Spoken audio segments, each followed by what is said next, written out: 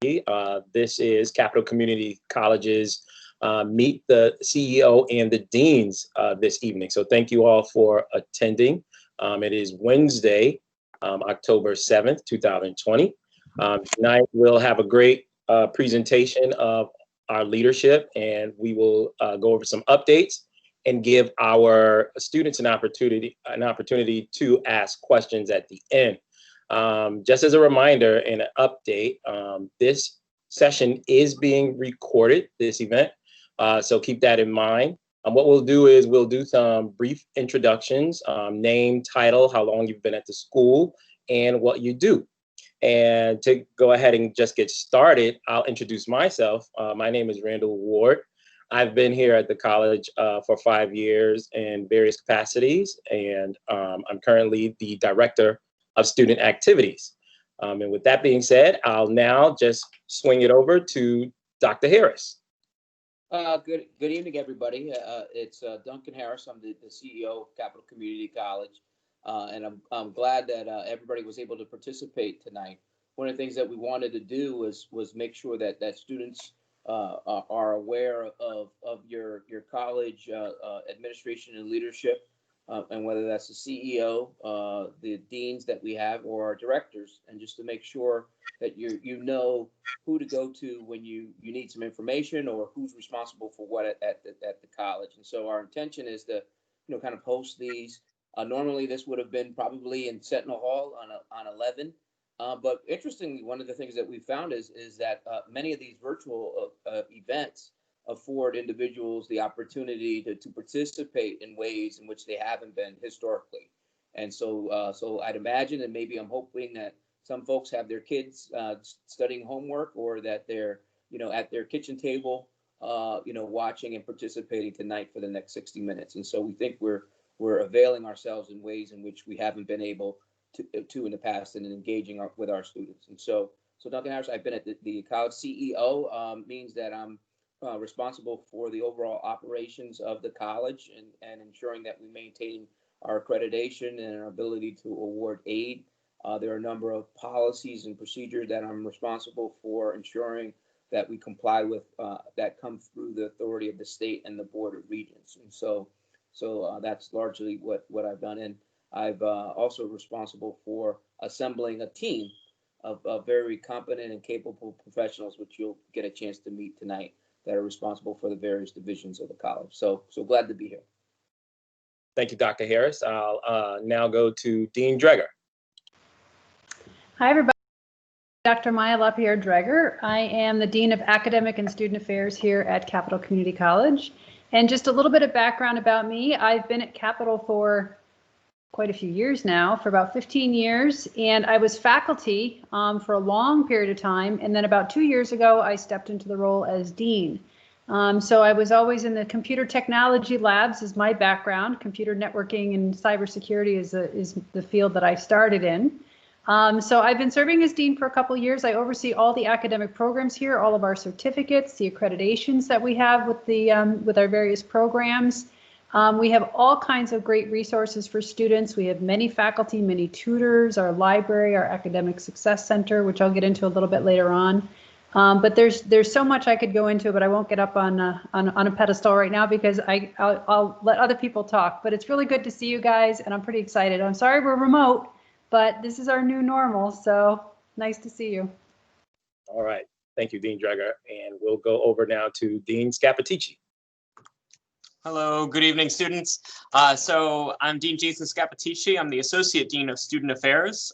So many of you perhaps already met me when you came into the college. I might have stopped into your new student registration session, or your new student orientation, or you might have seen me walking around on the second floor when you came in. So all of those offices on the second floor, almost all of them, are ones that I'm responsible for. Also, student activities. So those of you who are involved with Randall Ward up on 7, or any of the clubs up there. So perhaps you've met me up there too. So I've been at Capital a little over a year now, and I really love it, and I hope you do too. Good to be here tonight. Thank you, Dean Scappaticci. And now Dean Miranda. Good evening, everyone. This is Eddie Miranda. I'm the Associate Dean of Campus Operation here at Capital Community College. I oversee finance and accounting, public safety, facilities, and IT. So happy to be here, happy to be part of this team that we are, and happy to be part of Capital Community. Thank you. And now we'll go over to John Thomas from the Workforce and Continuing Education Department. Good evening, students. I'm John Thomas. I'm representing the Lead Center tonight. I'm the program coordinator for Capital's Career Advancement Program. I've been at Capital Community College since April 1st, 2016.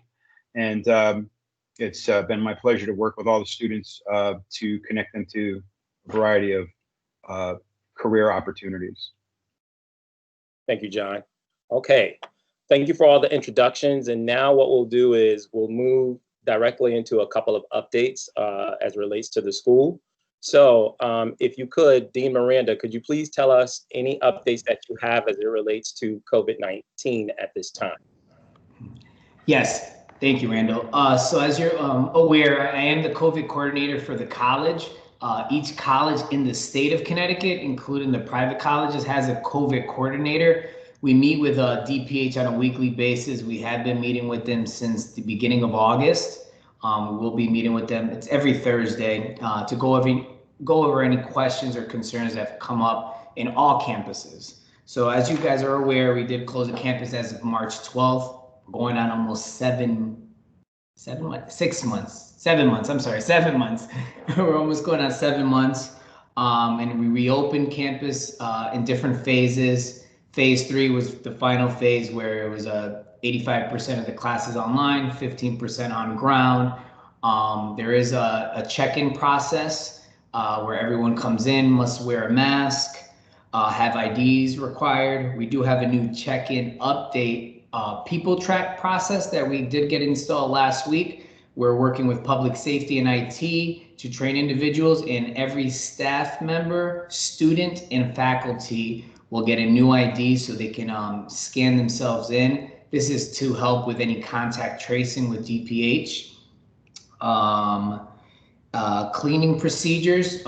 We've been cleaning and we always clean. Now with COVID, with campus being open and having appointments for students, we have certain areas, as for example, Dean Scappaticci mentioned on the second floor, traffic is a little more here because we have financial aid, admissions, bursars, counseling and advising. So the cleaning in this area is heavily trafficked, right? So there's more cleaning done on a daily basis versus other floors. Not to say the other floors aren't clean, they are clean. They're just not as clean as frequently daily as here.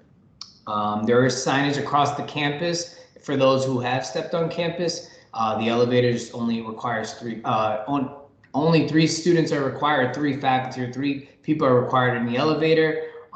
There's signage in regards to social distancing, cleaning procedures. If there is an exposure, by any case, we have had 1 or 2 here. You would contact me, and I would get a form ready, and then I will contact our local DPH representative, and we'll start the contact tracing. That is really my update, but I do want to give a big shout out, and I've been giving shout outs, but I do want to give a shout out to, the IT department. Since we've closed, they've been very, very busy, getting everyone to get remotely access and everything. Public safety, clearly, they've been here. The building has been closed, but there, certain individuals have come, myself, the management team, some faculty, some other individuals, and also facilities, John and his team, in regards to, making sure, this place is up to date, we're ready, you feel safe coming in. I want everyone to feel safe. And last but not least, Carrie purchasing her team with Liza and Tyshawn to make sure our PPE is up to date, our inventory. They check it on a weekly, twice a week basis to make sure, we have our masks available for students, faculty, and staff in case you forget them. We do have masks here, hand sanitizers, and any other things that we need. There's plexiglass around the campus for certain areas that need plexiglass. So if you have any questions, you can email me at emiranda at emiranda@capitalcc.edu. That's my update. Thank you, Dean Miranda. Is there any other updates that leadership may have as it relates to COVID-19? All right. Yeah, just one thing that I'll share is that in all likelihood the spring will look very much like the fall in terms of the percentage. Right now we're at 85% of our classes are fully online, and we anticipate having a very similar look to the spring semester. So I know that many of our students have children and families, kids in school, and so as you're attempting to plan for the spring, you could count on the spring semester looking very similar to the fall. Fridays the building will be closed. Most of our classes, once again, at a percentage of about 85%, will be fully online, the rest hybrid. And so we are a little nervous, and I'll be frank, with regard to the fall and anticipated spikes. And so you guys, you haven't had your head in the sand. You're aware that as people begin to move indoors, that there's increased proximity to individuals that may have been exposed. And so a lot of the folks, the science behind this, and we do believe in science at Capital, suggests that there may be an increase in the number of cases this fall, which would have an impact on our students. And so we're going to do all we can to reduce the curve and flatten it as much as possible. But we are, monitoring that very closely. Also, the folks have been encouraged to get your flu shots if you haven't already. There's the chance that individuals may misinterpret the flu with COVID, right? And so one of the ways to reduce that is by getting a flu shot. And we'll actually have a flu shot clinic on campus. I think it's October 20th, but there'll be information going out where if you haven't already contacted your local PCP or what have you to get a flu shot, that will have a clinic on campus to support folks. But once again, and I'm a Facebook guy and this and that, and I see a lot of people who aren't who think that it's being reduced right now, and are in large events and aren't masking and aren't adhering to the guidance. And so especially for our students, we want you guys to make sure that you're being very vigilant and diligent, for yourself, but for others and members of the Capital community as well, right? And so we've been very, very hyper vigilant, at our campus for a myriad of reasons. A lot of our students are in the allied health and nursing fields and are on the front lines, and so we really want to make sure that we do our part for one another, which is very important. But the spring will look very much like the fall. Count on that.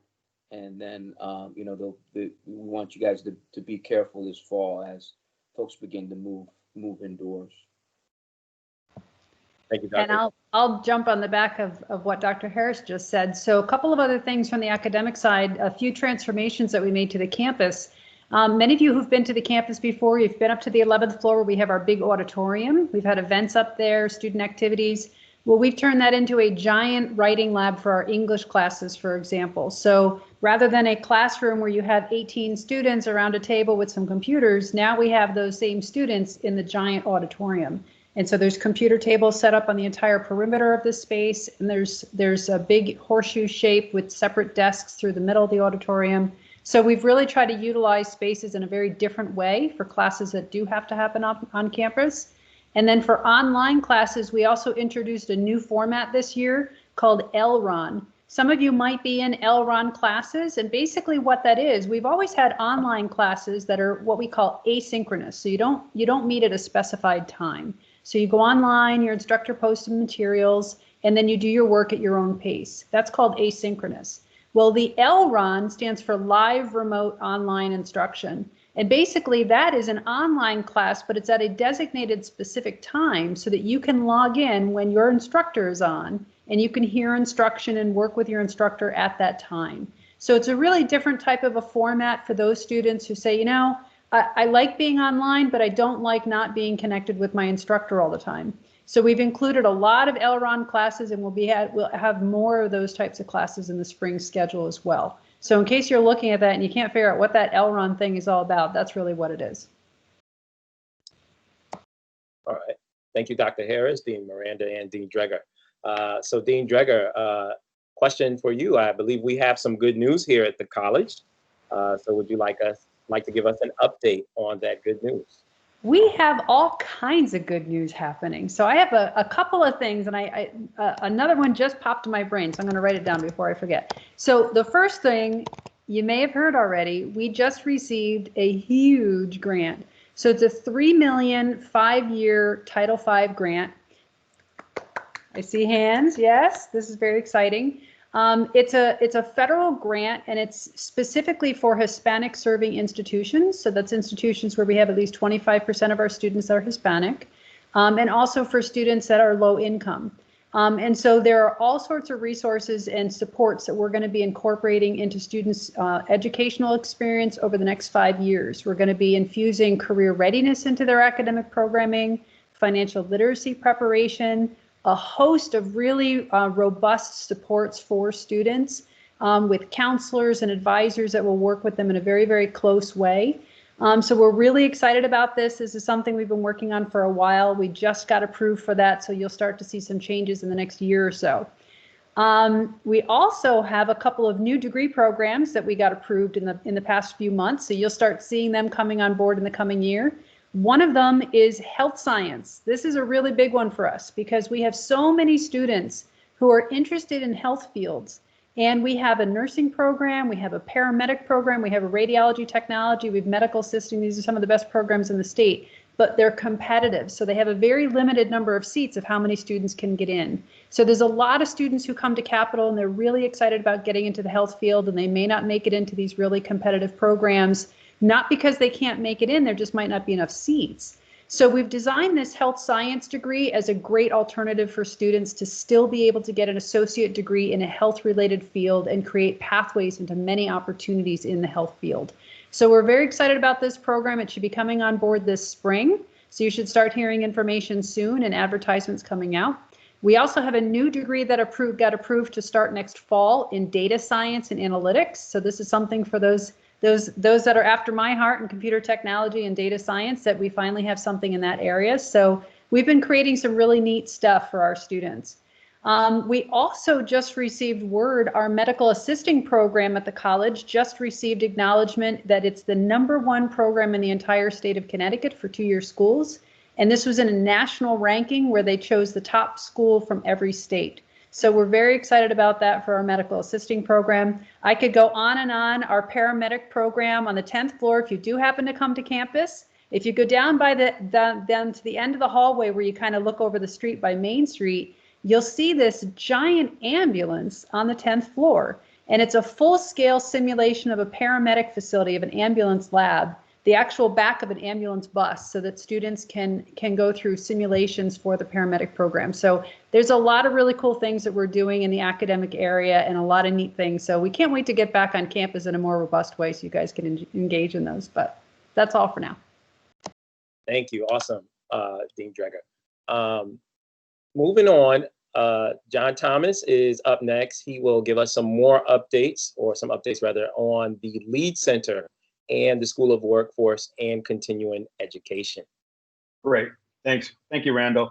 So this will be brief because I know we have quite a program going on, but you know, I don't need to tell everybody that the job field right now is probably best described as fluid. So in the Lead Center, we have continuing education and workforce development programs. Particularly, I want to talk about, you know, we have certificate programs. So if you, this may not apply to the students that are here right now, but if you know anybody that it applies to, you should let them know that we have these programs where folks can retool, learn new skills for new career opportunities. We have certificate programs such as certified bookkeeping, customer service reps, healthcare, insurance sales and service, computer support specialists. Those are just a few samples. Additionally, while you guys are working towards your, your academic pursuits and your career fields, you may want to take a look at some of the workshops and seminars that we have, such as negotiating skills, developing emotional awareness and intelligence, critical thinking, effective business writing. So those are just some of the workshops and seminars that we offer in our Lead Center. In addition, and something that I really want to talk about is really near and dear to my heart, is Capital's Career Advancement Program. So Capital's Career Advancement Program is a program that we connect with our partners in the insurance and financial services industry, such as Travelers, Aetna, United Healthcare, and a new partner that's coming on board, Cap Specialty. And the students who get involved in this program, it's a career door opener. You get to work part-time during the school year, full-time in the summer, in an internship capacity. You get professional development. In addition, you get some great perks, such as additional tuition assistance, right? So you're getting paid to earn and learn, but you're also going to get some tuition assistance. You're going to get personal and professional development. You're going to be hooked up with mentors at the businesses that you're at, and you're going to have professional development opportunities with me once a month, and we'll have one-on-one meetings. If you're in the business or technology or finance and accounting or analytics, if these are any of the areas that you're interested in, I'd love for you to take a look at Capital's Career Advancement Program. It is absolutely life-changing, and I just want to tell you that over 70% of the students who go through our programs go on to work for the companies that they're in. I also know, so that's really, think about that. That's 7 out of 10 students who go through our program go on to work at the companies that they do their internship in. But I also want to say this, right? Which is that I know that you may not know what you want to do, right? And this is a great opportunity to explore a career avenue, right? This is part of what you're doing is you're going on, you're studying to go on to a particular thing, but you're also in a period of exploration. And so it's okay to say, hey, take a chance. So that's basically my pitch. I'll be recruiting very actively starting next week. And so I hope that you'll tell all your friends about this. I'm looking forward to you all knocking down my door, okay? My virtual door. Thank you, Randall. Thank you, John. Moving forward, what we'll have next is Dean Scappaticci. Can you tell us a little bit about how students can prepare for the spring semester and any other grants they should know about at this time? Yeah, so I know students that it might seem a little early to start preparing for spring, but it's not.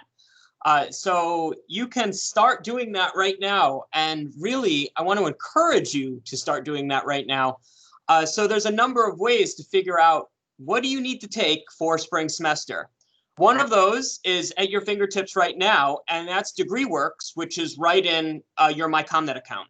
So you log in, it's on the left-hand side.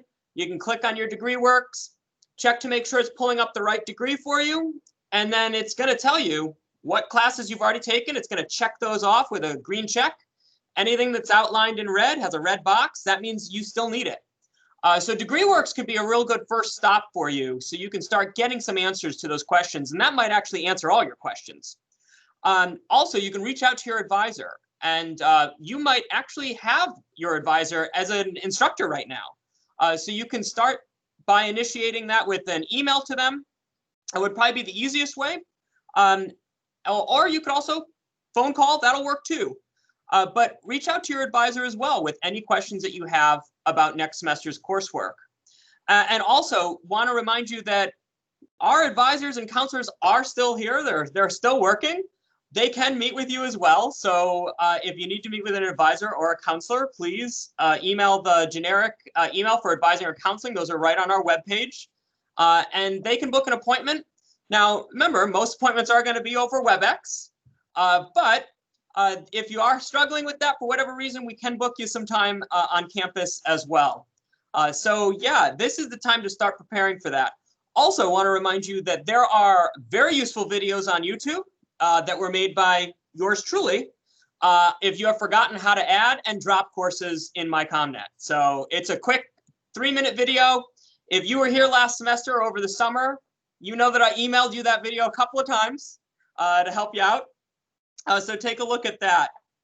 And also, while we're thinking about this, I also want to remind you students, you can actually start prepping for next fall too, because FAFSA for next year is already open. So you can get a jump on that and you can fill out the FAFSA right now so you don't have to worry about it later, right? So it opened on October 1st and it's ready for you to use. So if you want, you can start filling out your FAFSA for next year too. Now, I think, Randall, you wanted me to talk about some grants too, right? Yes, sir. Yeah, so I did send out some information to you all about this a couple of times, students, but, oh, sorry, the motion lights, you know. There we go. So, so remember, students, that on the COVID response page that we put up on the website, so if you go to the website, it's right at the top, the big red banner, you just click on that, go to non-academic resources. In there, we have something called the micro grant, and this is to help you out if you're struggling right now. It's a one-time grant up to $750, and you can submit for it. It's a quick application, and we review them pretty quickly. We usually get a turnaround out to you within 48 hours. And that's designed not to pay for your tuition, but it's designed to help you with a crisis that may have come up in your life. So for example, maybe you're struggling because of COVID and you need help paying your rent this month. You can submit for that. We might be able to help you out. Or maybe your electric bill is really high and you need some help. We can help you with that. So we are helping students with that. We've already paid over 10 rents so far. We've helped people with their electric bills. We've helped people with their internet access. So all sorts of things like that. We do have some money that can help you out. So don't forget that that is there for you. Thank you. And going into the online world academically, would you or Dean Dreger be able to speak to what support students can access as it relates to tutoring, library services, etc.? I'll take that one, Randall. So the Academic Success Center, called the ASC, it's where we do our tutoring. If you're on campus, it's the 4th floor. It takes up most of the floor. We have a writing lab, a math lab, an ESL lab, a computer lab. We have an army of tutors that are there to help you. Obviously, with COVID, we've moved a lot of things online, but we do still have in-person services. So we provide both right now in this time. So the hours are on our website. If you go to the college website and you go to academics, in that drop down, you'll see the Academic Success Center, and in parentheses, it'll say tutoring. You can go to that page. There's links to go in and schedule a live session with a tutor. There's drop-in sessions. There's all kinds of times that you can go in there. There's also times for in-person instruction, Mondays and Thursdays at 9:30 to 1:30, and Tuesdays and Wednesdays from 1:30 to 5:30. They have folks on campus available for in-person. Of course, if you do come in person, there's social distancing and masks required, so you will have to sit across the table. So it might actually be even more convenient and more effective if you do an online tutor session with one of your tutors. It would be in MS Teams, just like we're doing right now. And they're very successful. Tutors and students have been working together very well. We also have the library is open in limited hours because of COVID, and right now it's by appointment, but the hours for the library are Mondays from 9 to 1, Wednesdays from 11 to 3, and Thursdays from 2 to 6. So remember, the campus is not open on Fridays, so we have coverage during the week. And if you go onto the website again, there's a drop down. You can click the link for the library right at the top, and there's a whole link in there for booking your appointments to go in. Something else the library is doing that you may or may not be aware of is we're loaning out computers for students in need. So some students have already come in, they've gotten computers. We also have Wi-Fi hotspots, mobile hotspots that you can loan out for the semester. So all you have to do is set up an appointment to come in. They'll work with you, they'll set you up with a computer. Make sure you've got a vehicle or something to bring it home, because it'll be a long walk with a big heavy computer. So you want to make sure you have something set up to do that. But they'll book a time with you so you can come in, and then you can take that out for the entire semester. And it would be due back at the end of the semester on the 18th.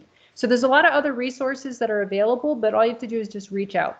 And like Jason said, at the top, I'm sorry, Dean Scappaticci, at the top of our college website, when you go right to the home page, there's a big colorful bar right across the very top. It says the college is open by appointment. If you click that, That takes you to the student resources page for everything related to COVID services. So there's all kinds of academic services and non-academic services and all sorts of supports that are available there. So just know, it's that first link right at the very top of the homepage. Thank you. So now I'll go into some updates that we have for student activities. So the first update that I'd like to provide you all with is that we do have new members who have joined our SGA. One who is on the Teams meeting today, Andrew Kiptu, who is our SAC representative, also referred to as the Student Advisory Council. So he's joined us today along with the SGA president, our new president, that is. Some of you have seen her give our welcome this semester for the fall. And we have other members who have joined as well, and we're always looking for more members. So please contact me or check your emails, going forward as it relates to joining the SGA. Events that we have coming up next week, we do have our virtual game show, one of our biggest events that we've had so far during this virtual world. It gives you an opportunity to win up to $200. So it's really fun. So definitely participate in that. For Hispanic Heritage History Month, we will have our lecturer and historian Bobby Gonzalez join us again.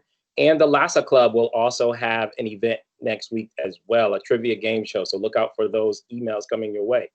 And per some students' feedback, we've heard that students would like to have more events in the evening. So look forward to having more opportunities to participate in events during the evening. And please continue to check your emails daily for all upcoming events and school updates. And last but not least, our food pantry is open to all students who qualify. So please make sure you go to the website, our main website, and you can go in our search box and type food pantry, and you can schedule an appointment directly from the website right there by sending an email or placing a phone call. And with that being said, at this time, are there any more updates as it relates to any student-related initiatives at this time from leadership before we go into our question and answer segment? Yeah, I had a couple items that I just wanted to take some CEO privilege. I guess that the administration is used to that now. But what I hope that you heard is a theme that relates to the college being very committed to removing barriers to success, right? And so what I hope that you heard is that, when something happens in your life that causes you to think about stopping out, before you stop out, you reach out to Jason or, Associate Dean Scappaticci, Dean Dreger, Dean Miranda, myself, Mr. Thomas, Randall, somebody at the college, right? Before you decide and make a decision that you can't finish. You should have heard that we've got support for food. You're hungry. We've got support for rent and your lights, need to be on, before you're studying chemistry. And so the college is very committed, and we're raising money. We've gotten grants to do this, is to remove the things that, don't have to do with you, being smart or wanting to be in school to finish. Right. And so if we're able to tackle those and help you tackle those, we want to see you, get your degree and move on from Capital and be able to have a fulfilling and meaningful life, that we help contribute to. The other thing, Mr. Thomas talked about, what we do with our lead center. And, Hartford, has, these internationally, these globally recognized companies that we have access to, in the Hartford and Aetna, and Travelers, etc. And we've got, a gateway to those places for you guys on, the third floor. And so literally you could get into these skyscrapers, that are global international companies where you could work in a wide variety of places. And we built programs to see you be successful there. And, Mr. Thomas shouldn't have to run around trying to find you. You should really say, hey, part of the reason I came to Capital is because I want to have a great job, downtown or wherever in the world, really, that helps me, that provides me with an access to provide a meaningful wage for myself and my family, down the road. And we've got that. And we've got people who care about you that will position you to be successful. And we have alumni that are in the executive suites of all of those companies that started at Capital, right where you guys are. And so I hope that came through. And then the last thing that I'll say, connected to what Jason said, what our best students do is that they do things on time, right? And on time means it's not, signing up for your classes, looking in DegreeWorks. It's not early, it's on time, right? You doing that right now is what good students do, right? And they'll know what's coming ahead. They start with the end in mind. I want to have my degree, and I'll kind of map out the things. I'll get my financial aid or in early. Life happens, and you don't want to be doing certain things that matter to you at the last minute, right? And hopefully Capital matters, and getting your degree matters, and being able to go on and get a transfer or a job matters to you, right? And so hopefully that's some of the stuff that came out in the remarks over the last 40 minutes. And everybody in these little squares that I'm looking at, works here for a reason, and we work here for you guys, right? And we want to, we're ecstatic, when our students, exceed and excel, and that's what we've committed our lives to and our professions to. So I don't know that you guys hear that enough, and so that's kind of what tonight is about. We work for you guys. Now you're not going to tell us what to do, so don't get it twisted. Now we're experts in students and higher education, and you getting your degree and going on to do meaningful things and be great citizens and contributors. And so that's kind of what when you look at, so I'm looking at my team right now, and that's what everybody on the screen is about.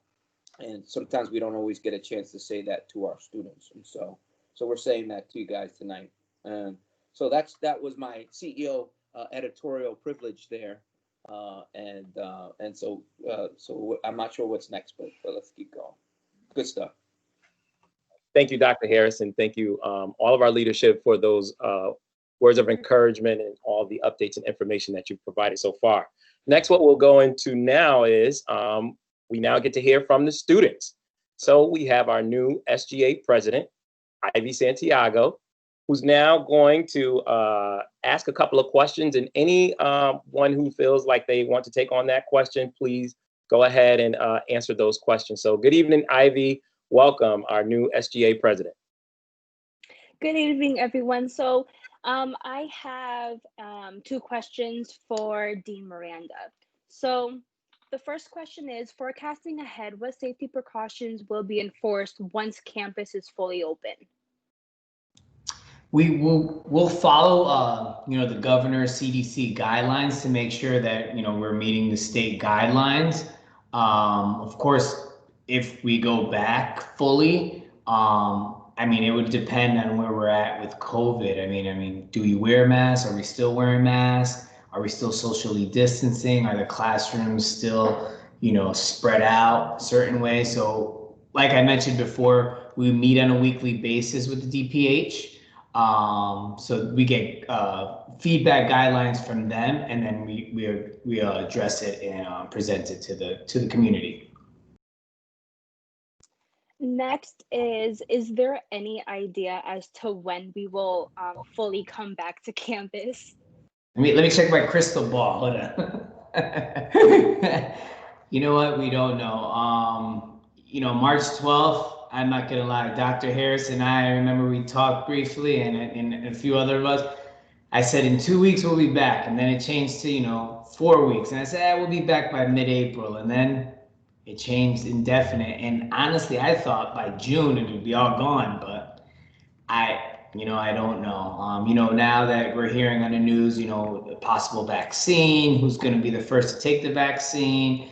Dr. Harris did mention a good point that, with the flu season around the corner, we have the flu clinic coming October 20th, I think.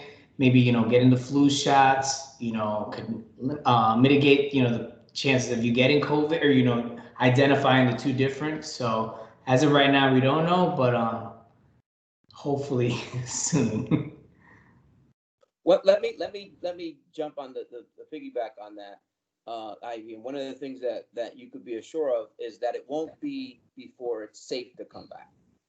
Right. So let me say that again. So in that crystal ball is part of whatever the determining factor is that when it's been determined that it's safe and that we're not putting people in harm's way by opening back up. I have relatives in other states, and I have colleagues in other states, and I'm been very pleased with the way in which Connecticut has put life first and required certain things. And people could have, and I'll share. I actually had COVID, and some of you guys know I've shared that with you guys before, I think. And so I certainly don't want anybody else to go through that doesn't have to. And if that means us, getting everything we need to have in place for students to be able to meet learning outcomes, from home and virtually, we'll do that. If there are other investments that we need to make. But I think that, human life and the sanctity of that comes first in the determining factor. And, we're not going to open up and take great pride in opening up too soon if people are getting sick shortly thereafter. So, no one has a crystal ball, but part of whatever is used to determine it is that, that the Department of Public Health and other people in the know deem that we can safely open up, our campus and to all folks. But rest assured, it won't be until we get that determination. So. Thank you. Next is, in this virtual setting, what improvements are being made going forward, and what are Capital's overall plans and goals over the next 5 years?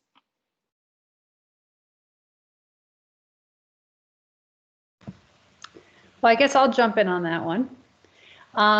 Well, it's funny that you asked that, because the Title V grant is a 5-year grant. And that really maps out the strategies and resources and activities that we're going to be doing as a campus for the next 5 years that we have a really strong influx of funding for, which we're really excited about. In that grant, remember I said this is a grant that's a Hispanic serving institution grant. It's for individuals that have low income, et cetera. So we're going to be infusing a lot of career readiness competencies into curriculum for students. So for example, if you're in a class, maybe it's a writing class, if it's a math class, if it's a business class, there'll be opportunities to engage with career planning all throughout your academic experience. There'll be opportunities to engage in financial literacy, just to understand how to manage finances and how to make sure that the career plans that you're choosing fits the lifestyle that you're trying to set yourself up for. So there's a lot of resources that are outside of the academic piece that we're going to be infusing into students' experience here.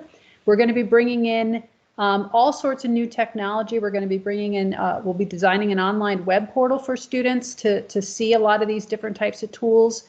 There'll also be bilingual portals so that we'll have some resources for students in Spanish language as well, not just English. So there's a lot of things along those lines that we're going to be doing. New coaches and advisors that we're going to bring on board that will really work with students in a much more hands-on way. So for example, if a student is really struggling in a class, traditionally we'd reach out to a student and say, what can we do to help you? Well, now we're going to actually take it a step further and say, what's going on outside of your class that we can help you with as well? Is it your home? Is it something with childcare? Is it something with your housing, with food, et cetera? How can we connect with you? How can we connect you to the right resources to help sustain you in all those other non-academic areas? So that's the kind of stuff that we're going to be doing, that we've been starting to do for the past few years, but we've really been working on getting a lot of funding to really scale this up in a much larger way. The college has a new EDI center, an Equity, Diversity, and Inclusion Center that we've launched in the past year. And that's got amazing resources. We're connecting with the community with mental health services, behavioral health services, housing supports, individuals who've been formerly incarcerated, supports for that community. So there's all kinds of resources that we're connecting our students to. So we're very excited about this, and we're really hoping that this will really help students succeed in a much, much more meaningful way. If I could jump in there too. Ivy, even though we've moved online, So certainly like student affairs hasn't stopped trying to innovate either. So actually right now, Randall maybe has mentioned to you, this morning, we were working with a design team and we're planning on rolling out an app, a Capital Community College app that will hopefully be active by the end of this month.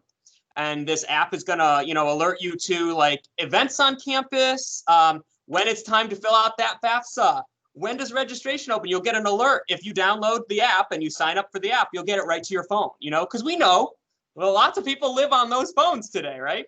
And so we're in the process of doing that right now. So that's something, that we're working on. And also, I did send an email about this. I should probably send another one. We now have a partnership with CHR to provide free mental health services to our students. And this is something we worked out even though we were online now. We still, worked out this agreement with this local health provider, and it's free to students. All you have to do is call the number on the flyer, and that is available on the COVID response page too, by the way. So yeah, we are definitely still working on, moving things forward to help make things better for our students. Next question is, schools in the state, such as UConn, are implementing a pass-fail system for this fall. Will Capital or the CSCU system follow suit? So the pass-fail grading that was implemented was actually implemented for the spring and summer. And so the statewide board decided not to do pass-fail grading for the fall and beyond. There's a couple of reasons without getting too technical, but it does jeopardize some students when they're trying to transfer into other institutions if their transcripts have pass-fail grades versus actual lettered grades. So it's not necessarily a strong option for some students who are trying to transfer. In addition to that, there's financial aid issues, and there's a couple of other things that pass-fail can actually make things a little bit more complicated. And if a student is trying to get into one of our competitive programs like nursing or paramedic, the pass-fail can actually jeopardize them, and they might have to retake courses that they've taken that they got pass-fail grading. So as a system, we decided it was actually best for our students not to have pass-fail grading this fall and beyond. So we have gone back to traditional grading. We just did the pass-fail as an emergency measure for the spring when students were really interrupted in the middle of the semester and really had to pivot very quickly, and we wanted to provide them a safety net for their grades. Thank you. Next is, how can we get most out of our college services in a virtual setting?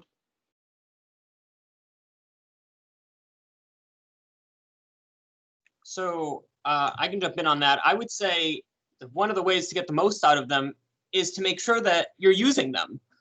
So I think that lots of folks, for whatever reason, lots of students are reluctant to engage initially on like Teams or WebEx, right? Because it's not what we're used to. So I know that when I was helping in advising over the summer, and when I was taking student appointments, they'd be set up like this through Teams. And sometimes it took them a while to get it on, to get onto the Teams meeting. But then they were like, oh, I'm really glad I did this. I was kind of scared of this whole virtual meeting thing, and I was reluctant to do it, but this was really easy, and it was really nice to be able to have a face-to-face conversation with you. So my advice is to use them, go and take one of the free yoga classes that we're offering right now. One can help reduce your stress, and help you feel better, but also it can just be a great way to sort of re-engage in a way. While it is virtual, I get it, but still you're engaging, you're doing something, it's a group activity, So that would be my recommendation, is use them and start it now. Don't wait until November to use those services. Start now in October using those services. Like Dr. Harris said, you're not early, you're on time. Now's the time to start doing it. Yeah, And I'll add to let me that too. I'll add to that real quickly. So a lot of students, like Dean Scappaticci was saying, a lot of students are nervous about using some of this technology. Maybe you're not quite sure how to do it. Well, our Academic Success Center has tech tips workshops that can be live with you. They can be recorded, that you can just watch them. There's all sorts of workshops we've created on how to use Blackboard, how to use MyCommNet, how to use MS Teams, how to use WebEx. The new platform for those of you taking classes online is Collaborate as well. So there's a lot of resources we have through the Academic Success Center and through our Educational Technology Center. They work together, but there's a lot of workshops that we have that you can either pop in live with someone, or you can just go through the menu of different movies and videos we've created to show students how to use these resources. So that would be a really, really good one to go out. And again, you can just go out to our website. You'll see some of those links from the COVID resources page. That's that big banner right at the top. You click. Or you can go to the Academic Success Center, and there's the link for the drop-in sessions for the Tech Tips workshops. Yeah, and I was just going to say that if anything, Ivy, it's just so convenient, right, to get the information that you need via this medium. So in the past, you might have had to get in your car. You needed to meet with an advisor. You have to get into your car, or you're on the bus. You got to go park, and then you got to go through. And now you could make an appointment. You got your kids off on the bus. You come back in, and you log in on your phone or your tablet or your computer, and meet for 20 or 30 minutes with your advisor, and don't need to kind of find the time, in your already busy life to get the information that you need, right? And so if anything, I've shifted myself over the last few months based on how much more I'm able to get done, and still, be dad and CEO and husband and friend and all these other things. So if anything, I'd encourage, our students to really make great use of kind of the technology and this world that we're in right now, to get all the information that they need and get more done than they've ever been able to in the past. So it's a resource, it's a tool. Last question. It's for Duncan Harris, but any other can respond. So what are 2 or 3 books that you have read that had made an impact on where you are today? Well, one is The Servant Leader, right? And so that's a leadership text by Greenspan is the author, and it talks about like if you have a giving, if you feel like your work is service, it's oftentimes very rewarding. And so I consider myself a servant leader, and I feel fortunate to be in the role that I'm in at Capital, because I feel like through my work and through my service, students, are able to achieve their goals and provide for themselves and their families and things like that. So this idea of serving being rewarded. And so there's a book on the servant leader and servant leadership by Greenspan. And then the other one that's just a classic from grad school, but is Good to Great with Collins. And so I do, and people who work with me know that I'm always kind of working on stuff, and I do feel like good isn't good enough for Capital students.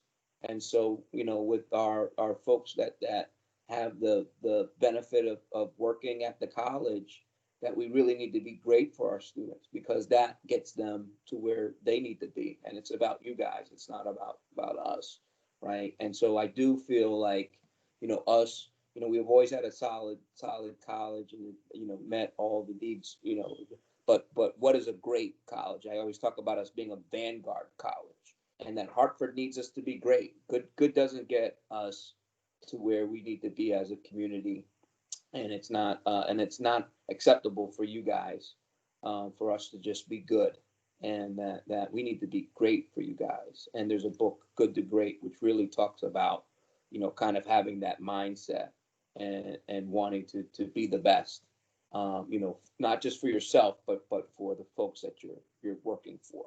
And so Good to Great is a really motivating kind of book that I have on the bookshelf. So those would be a couple that I would recommend. Yeah. I'll add one more, and I did not know your question was here, but I have it right here that I've been working on. It's actually called Start With Why by Simon Sinek. And this is an amazing book. And actually the entire leadership team here at Capital, we decided to read this as a team. And it's really about how to be great leaders and how to start with why. how to really lead people to change. And as an institution, we've been working really hard in just really making some amazing changes at the college. You know, and it really does start with why. Why are we making the change? We're not doing it just for the sake of doing it. You know, there's a reason behind everything that's done.